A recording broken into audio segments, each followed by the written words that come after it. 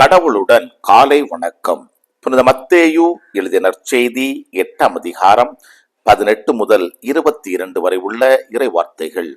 அக்காலத்தில் இயேசு திரளான மக்கள் தம்மை சூழ்ந்து கொண்டிருப்பதைக் கண்டு மறுகரைக்கு செல்ல சீடர்களுக்கு கட்டளையிட்டார். அப்பொழுது மறைநூல் அறிஞர் ஒருவர் வந்து, போதகரே, நீர் எங்கே சென்றாலும் நானும் உம்மை பின்பற்றுவேன் என்றார். இயேசு அவரிடம், நரிகளுக்கு பதுங்கு குழிகளும் வானத்து பறவைகளுக்கு கூடுகளும் உண்டு, மானிட மகனுக்கோ தலை சாய்க்க கூட இடமில்லை என்றார். இயேசுவின் சீடருள் மற்றொருவர் அவரை நோக்கி, ஐயா, முதலில் நான் போய் என் தந்தையை அடக்கம் செய்துவிட்டு வர அனுமதியும் என்றார்.